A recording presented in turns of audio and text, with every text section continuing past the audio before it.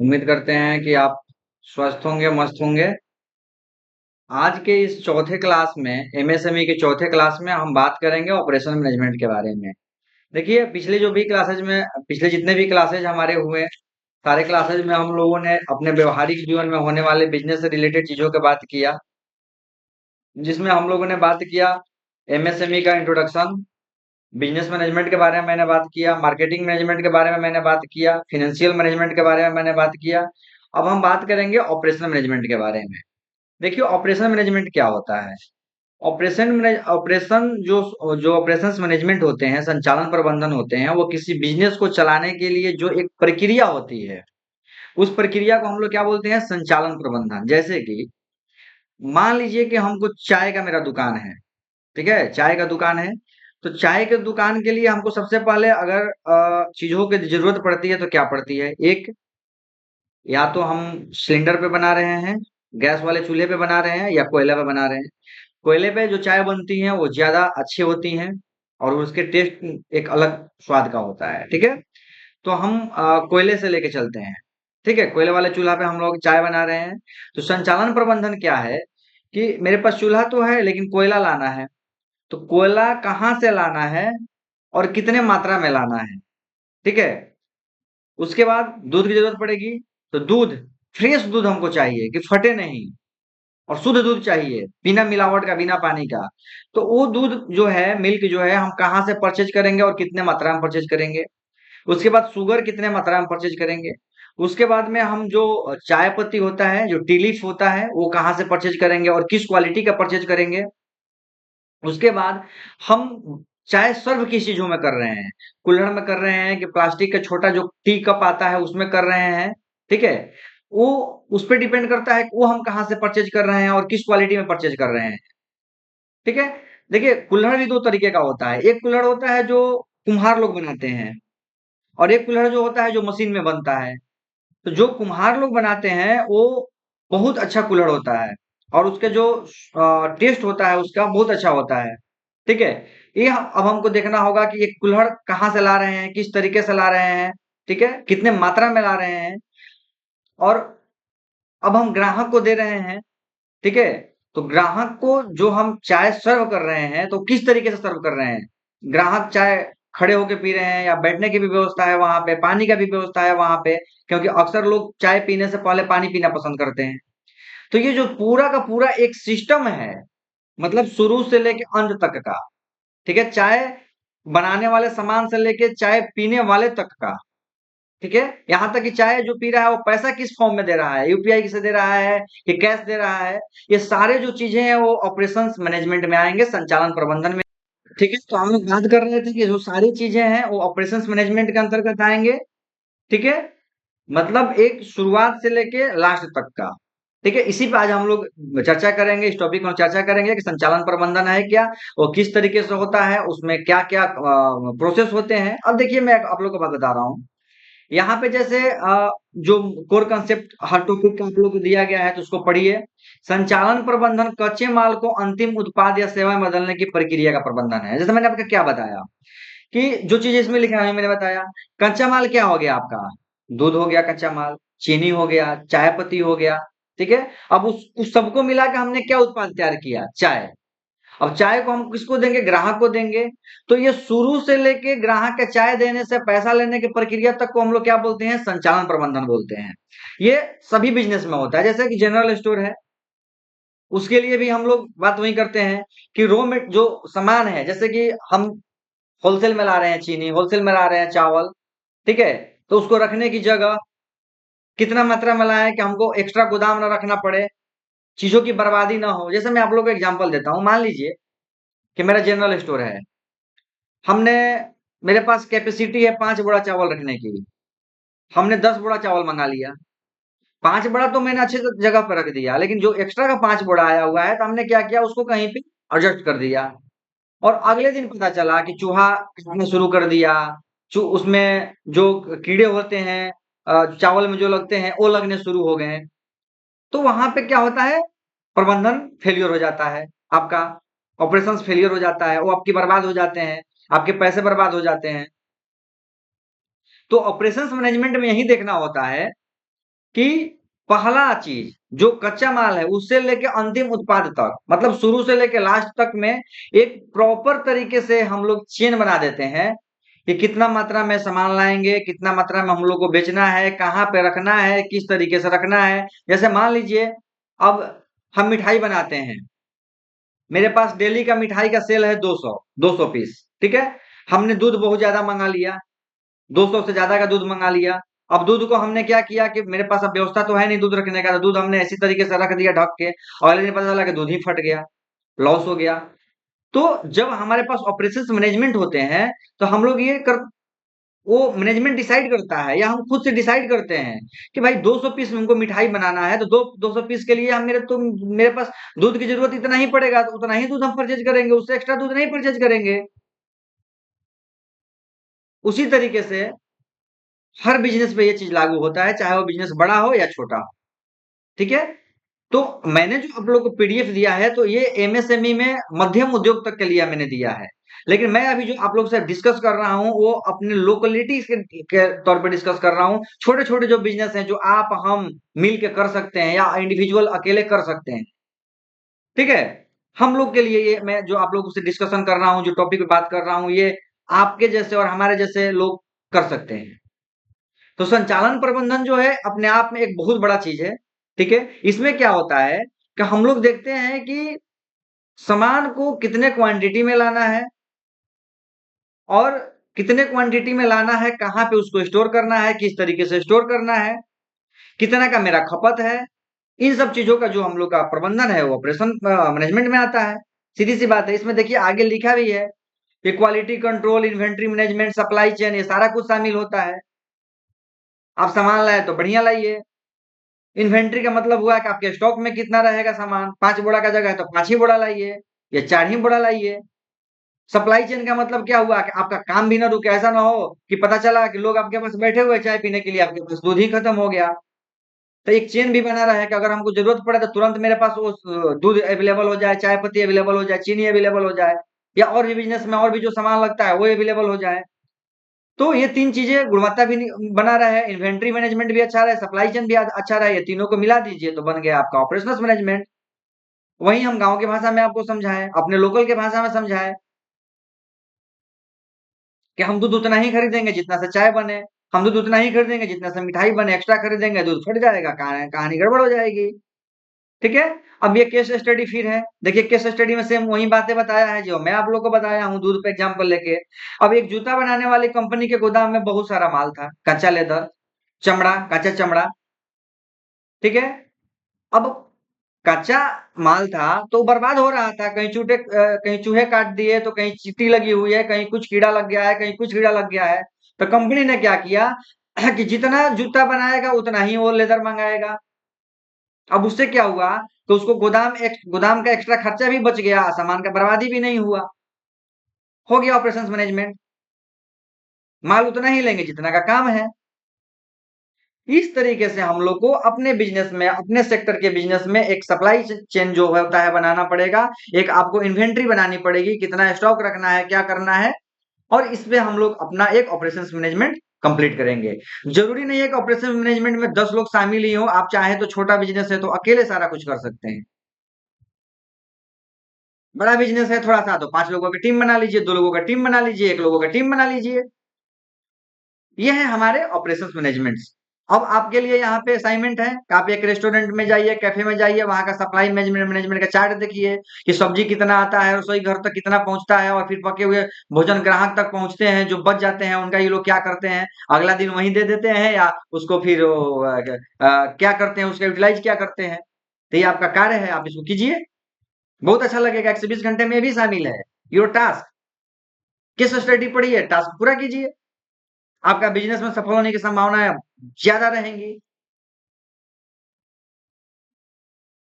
अब इसके आगे जो हमारा एक टॉपिक है, चैप्टर 6 जो है वो है एचआर मैनेजमेंट, मानव संसाधन प्रबंधन। एचआर मतलब होता है ह्यूमन, आर का मतलब होता है रिसोर्स, एम से मैनेजमेंट, तो मैनेजमेंट। एचआर मैनेजमेंट का मतलब हो गया ह्यूमन रिसोर्स मैनेजमेंट, मतलब मानव संसाधन प्रबंधन। मतलब कि किसी भी बिजनेस को करने के लिए मशीन का उपयोग तो होगा ही होगा, लेकिन उस मशीन को चलाने के लिए मैन पावर की भी जरूरत पड़ेगी।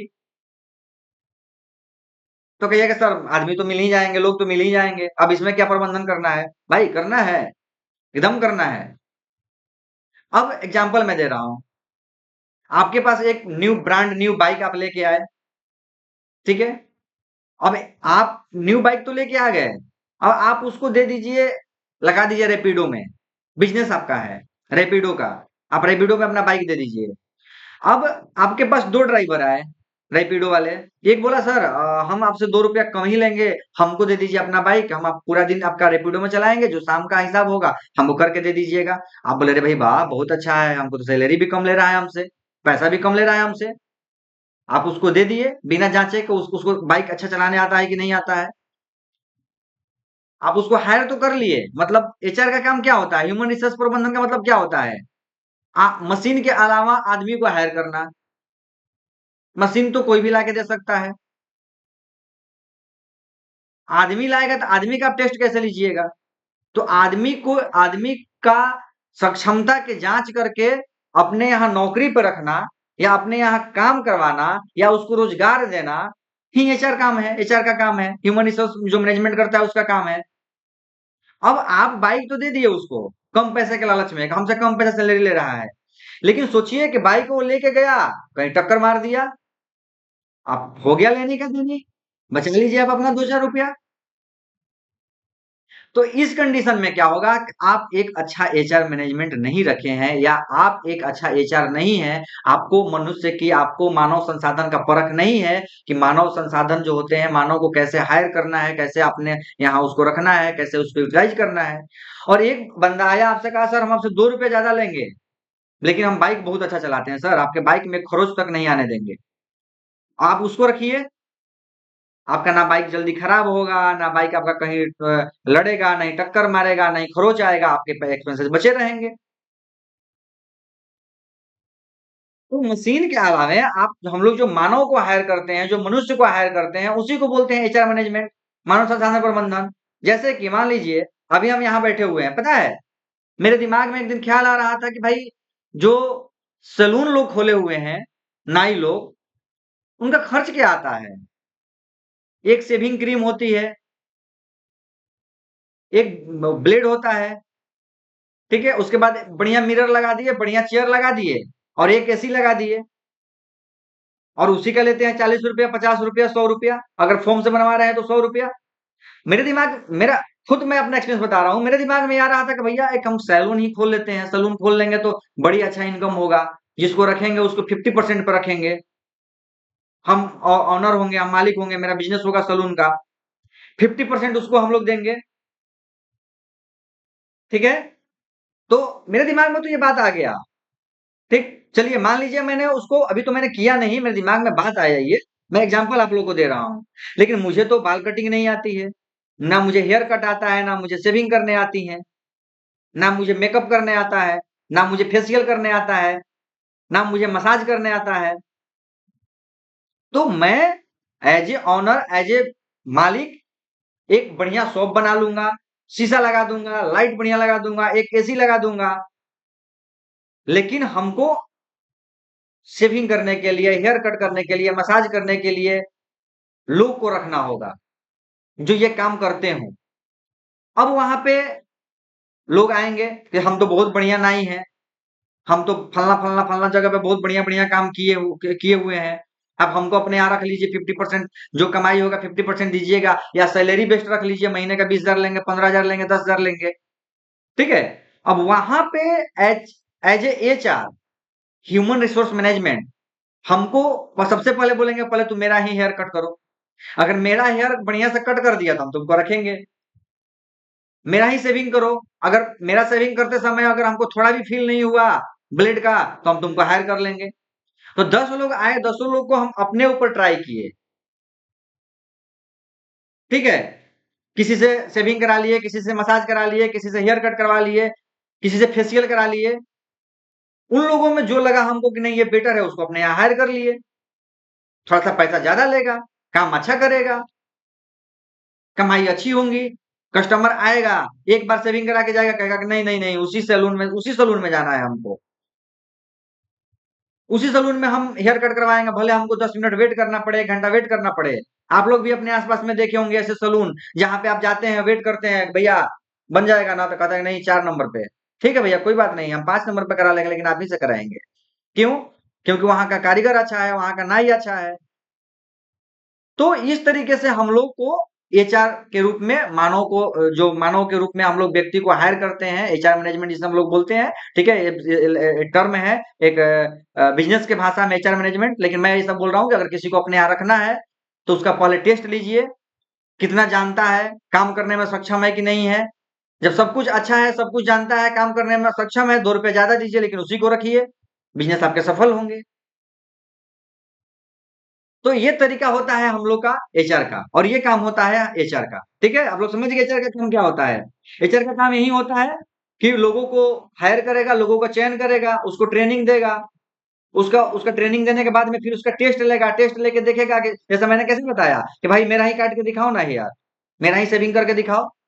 टेस्ट ले लिया मैंने, उसके बाद मैं उसको मोटिवेट करूंगा कि सुनो देखो, तुम सब कुछ तो ठीक किया, लेकिन जब तुम मसाज कर रहा था ना, तो तुम्हारे जो ये हाथ है और जो फिंगर है, ये बहुत हमको चुभ रहे थे। थोड़ा सा इसको स्मूथली करो, धीरे धीरे करो। ठीक है, तो ये आपके मोटिवेशन हो गए कर्मचारी के लिए, ट्रेनिंग हो गए कर्मचारी के लिए। इस तरीके से हम लोग का एचआर मैनेजमेंट होता है। एचआर मैनेजमेंट करना चाहिए आप लोगों को। किसी भी बिजनेस में, चाय का दुकान खोले हुए हैं, जनरल स्टोर खोले हुए हैं, उसको भी कर्मचारी को देखिए किसको चाय बढ़िया बनाने आता है। सही मात्रा में चीनी डालेगा, सही मात्रा में टी लीफ डालेगा, मतलब चाय पत्ती डालेगा, सही मात्रा में दूध डालेगा, सही मात्रा में उसमें पानी का मिलावट करेगा, सही सही फ्लेम पे उसको बॉयल करेगा, चाय टेस्टी हो जाएगी। लोग आपके पास आएंगे, repeat again, repeat again, repeat again. आपके बिजनेस चल पड़ेंगे, धंधा चल पड़ेगा। आराम कीजिए। तो ये 6 चैप्टर में हम लोगों ने ये चीज पढ़ा। अब 7 चैप्टर में हम लोग क्या पढ़ेंगे, फिर वही आपका ये टास्क कीजिए, यहाँ पे केस स्टडी है, इसको पढ़िए। अगले जो टॉपिक है हमारा एमएसएमई के लिए डिजिटल टूल्स। देखिए ये डिजिटल टूल्स क्या होते हैं एमएसएमई के लिए।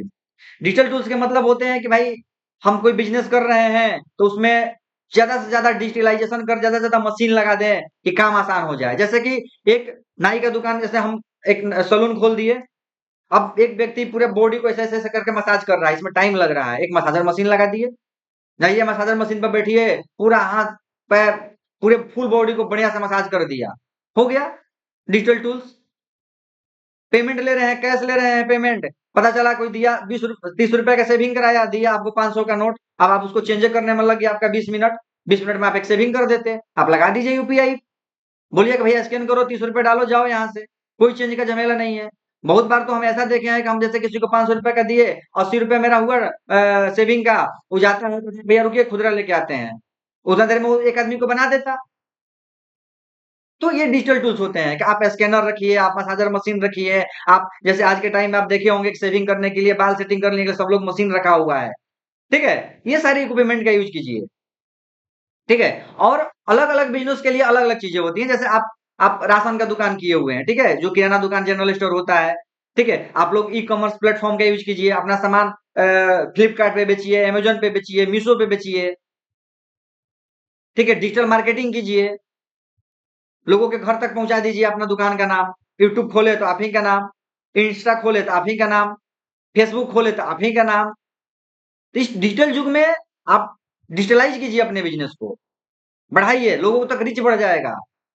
अगर आप मैन्युफैक्चरिंग कर रहे हैं, आपका सामान सेल करना है, ई कॉमर्स प्लेटफॉर्म का यूज कीजिए।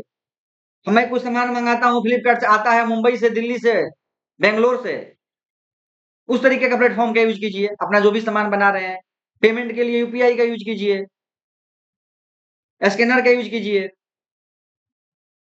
तो ये है हमारे टोटल 7 टॉपिक जिसपे हम लोगों ने चर्चा किया।